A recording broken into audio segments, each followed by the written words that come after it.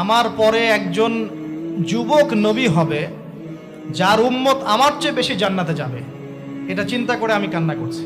তিনি হচ্ছেন মুহাম্মদুর রাসূলুল্লাহ সাল্লাল্লাহু আলাইহি ওয়াসাল্লাম। তারপরে গিয়ে চললেন সপ্তম আসমান। সেখানে সপ্তম আসমান মানে 7 নম্বর মহাবিশ্ব। সেখানে গিয়ে দেখলেন যে বাইতুল মামুর নামে একটা জায়গা আছে, ঠিক কাবা ঘরের একদম এক্স্যাক্টলি উপরে, একদম সোজা উপরে বাইতুল মামুর নামে একটা জায়গা আছে। এটা হচ্ছে ফেরেশতাদের ইবাদতের জায়গা, তারা সেখানে তাওয়াফ করেন। প্রতিদিন 70,000 ফেরেশতা, প্রতি মুহূর্তে 70,000 ফেরেশতা এখানে তাওয়াফ করে। এবং যার একবার তাওয়াফের সুযোগ হয়েছে সে আর কখনো সুযোগ পাবে না, শেষ। আল্লাহ পাকের ফেরেশতাদের সংখ্যা চিন্তা করেন তাহলে। সেখানকার দেয়ালে হেলান দিয়ে আছেন ইব্রাহিম আলাইহিস সালাম, তার চেহারা একদম মুহাম্মদ সাল্লাল্লাহু আলাইহি ওয়াসাল্লামের মতো। এবং অনেক ছোট ছোট বাচ্চা তার সামনে খেলা করছে। ওই যে বাচ্চা কোরবানির কথা মনে আছে, যেসব মুমিন মুসলিমদের ছোট ছোট বাচ্চা কাচ্চারা নাবালক অবস্থায় মারা যায় না, তাদের আত্মাগুলো সেখানে চলে যায়। যারা ইচ্ছা করে সন্তান হত্যা করছে, গর্ভের সন্তান যখন জানছে যে এটা মেয়ে তখন তাকে ফেলে দিচ্ছে।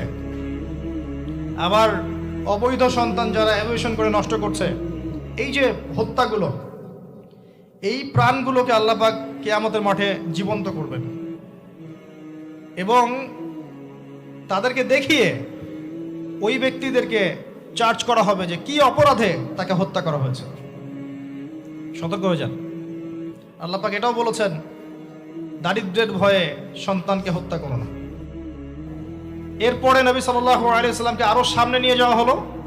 এই জায়গার নাম সিদরাতুল মুনতাহা। কি নাম?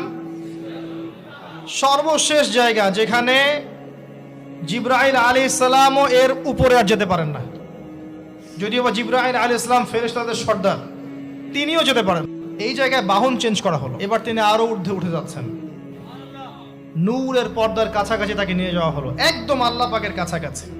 আর কি চাই? এবার নবী সাল্লাল্লাহু আলাইহি ওয়াসাল্লাম ফিরে আসছেন। এবার শোনেন আমাদের শিক্ষা।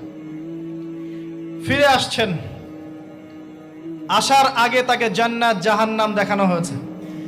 একজন ফেরেশতাকে দেখলেন, তার মুখে হাসি নাই। এই ফেরেশতার নাম হচ্ছে মালিক। কি নাম? মালিক। যখন থেকে আল্লাহ পাক তাকে এই দায়িত্ব দিয়েছেন, তার মুখের হাসি উঠে গেছে। আল্লাহর কাছে পারমিশন চাওয়া হচ্ছে, জাহান্নাম দেখতে চাই। আল্লাহ পাক দেখার পারমিশন দিলেন। নবী সাল্লাল্লাহু আলাইহি ওয়াসাল্লাম দেখে বললেন, সেখানকার বেশিরভাগ অধিবাসী হচ্ছে নারী জাতি। এবং তিনি বললেন, জাহান্নামে যাবে উদ্ধত এবং অহংকারীরা। দেখানো হচ্ছে একদল মানুষ যাদের আঙ্গুলগুলো লম্বা লম্বা, তামার লম্বা নখর। নখর বোঝেন? নখর। গাল এভাবে হ্যাচড়াচ্ছে, নিজের গাল নিজে হাসড়াচ্ছে এবং নিজের দেহ থেকে গোশত তুলে ফেলছে, ভক্ষণ করছে। নবীজি জিজ্ঞাসা করলেন সাল্লাল্লাহু আলাইহি ওয়াসাল্লাম, এরা কারা? কি কারণে এদের শাস্তি হচ্ছে? তাকে বলা হলো, এরা আপনার উম্মতের সেই সব ব্যক্তি যারা সবসময় গীবত আর সমালোচনায় ব্যস্ত থাকে। এবার নবীজি দেখছেন এক শ্রেণীর মানুষ, পেট এইরকম ফোলা, অট্টালিকার মতো পেট ফোলা, আর ভিতরে সাপ কিলবিল করছে এবং এদেরকে রক্তের নদীতে ফেলে মাথাটা ফাটিয়ে দেওয়া হচ্ছে। নবী জিজ্ঞাসা করলেন সাল্লাল্লাহু আলাইহি ওয়াসাল্লাম, এরা কারা? মর্মান্তিক শাস্তি দেওয়া হচ্ছে, এরা কারা? এরকম শাস্তি দেয়া হচ্ছে, আপনি দেখলে আপনার কেমন লাগবে? নবীজিকে বলা হচ্ছে সাল্লাল্লাহু আলাইহি ওয়াসাল্লাম, এরা আপনার উম্মতের এই সব ব্যক্তি যারা ছিল সুদখোর, রিবাখোর।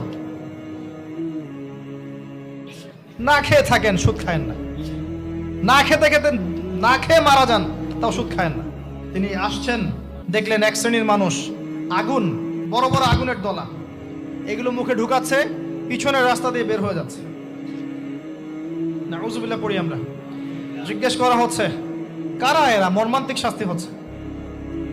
নবী সাল্লাল্লাহু আলাইহি ওয়াসাল্লামকে বলা হলো, এরা আপনার উম্মতের সেই সব ব্যক্তি, listen to me very carefully, এরা আপনার উম্মতের সেই সব ব্যক্তি যারা ইয়েতিমদের মাল আত্মসাৎ করে খেত। আমার ব্যাখ্যা করার কোনো প্রয়োজন নাই, আপনারা সবাই শিক্ষিত মানুষ।